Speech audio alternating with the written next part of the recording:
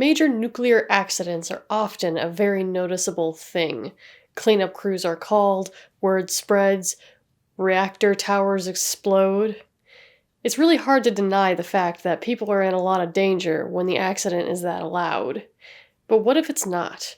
What if the accident is contained to just rumors and speculation? When people are so new to the concept of nuclear radiation, they often don't know what to do in order to save themselves from the danger. No news isn't always good news when people are scared and want answers. And today, we'll talk about the accident that was so poorly communicated and confused. Let's talk about what happened at 3 Mile Island.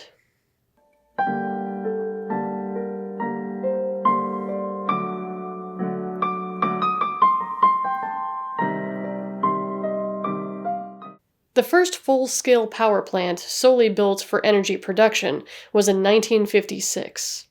It was an exciting new form of energy that boasted it was clean and efficient.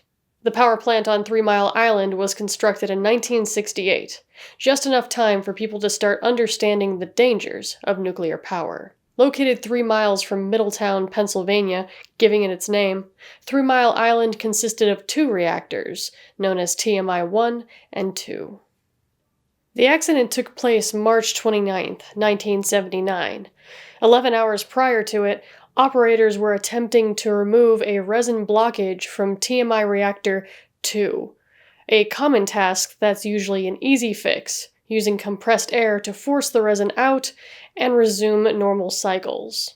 This time, however, the method didn't work, and operators attempted to use water to force the blockage through.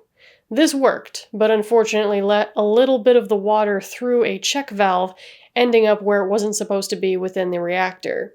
As a result of this, automatic emergency procedures started causing part of the reactor to shut down around 4 a.m. The shutdown would cause pressure to start building in the nuclear piping part of the tower.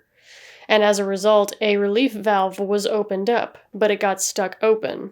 This would normally cause alarms to start going off in the control room, but unfortunately something was wrong with the panels, and it stated that the valve was working just fine.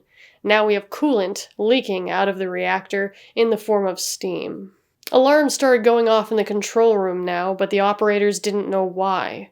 Unaware that they were losing coolant, they uncovered the reactor, and over the course of the next 2 hours, it began to overheat and melt. This would cause radioactive steam to seep into the atmosphere and radioactive water to spill into the containment building. At 6:57 a.m., the plant supervisor declared a site area emergency, and 30 minutes later, word got to the public that there was potential for serious radiological consequences. So, sounds kind of alarming. Now, this accident couldn't have been more poorly timed, because not only were people in town already concerned about the dangers of nuclear power, but just 12 days prior, a movie called The China Syndrome had been released that explained in a fictional way how a meltdown could leave an area roughly the size of Pennsylvania uninhabitable. What are the odds? Metropolitan Edison explained to the citizens that it wasn't as bad as the movie depicted and that they should calm down. Yes, there was an accident, but everything was going to be fine. Not happy with this explanation, state officials tried to contact the power plant to see exactly what was going on, but all they got was the response that they couldn't talk right now, with alarms going off in the background. So, the plant wasn't talking, their owners weren't explaining the problem properly, and nobody could get through. The public was getting concerned with all the conflicting information. A TV reporter stated that there certainly had been a full meltdown, and everybody in Middletown, Pennsylvania, was doomed. Terrified, townspeople did everything they thought that would help keep the radiation out, including hiding under desks and closing curtains. They hadn't been informed on how to handle a situation like this, and they had no idea what to do. Radiation accidents are nothing to ignore, but their lack of information and confusion, with altering stories from "it's no big deal" to "you're already dead," were confusing people. The question was asked if an evacuation was necessary, and officials were teetering on an answer, not wanting to cause more panic. As a result, many town people voluntarily left, assuming they would never see their homes again. 28 hours after the accident, the governor advised that pregnant women and children evacuate if they are within 5 miles of the power plant, later changing it to 20 miles of the power plant.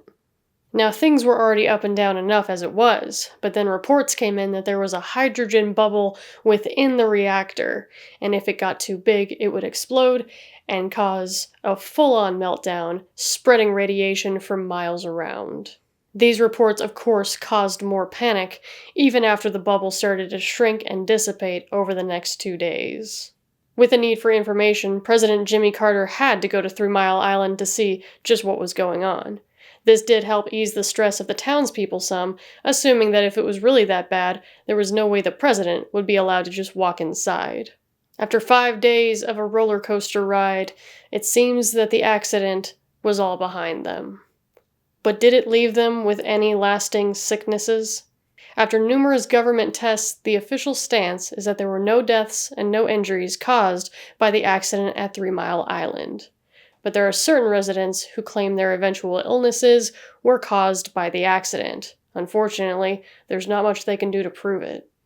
For most who lived there, it was a week-long fever dream of not knowing how much danger they were really in. A lack of information was what made this accident terrifying, both playing it down and blowing it out of proportion. The accident left the island permanently scarred with nuclear waste. Today, the plant is shut down with 99% of the energy removed. The accident brought awareness to the dangers of nuclear energy, as well as the importance of communication when an accident like this happens. Today, it's still known as the most significant accident in the U.S. nuclear power plant history. Thanks for watching. For more true crime, true horror, and bad horror movie reviews, please consider subscribing. Game with me on Twitch every Saturday. Follow me on Twitter. And as always, be well.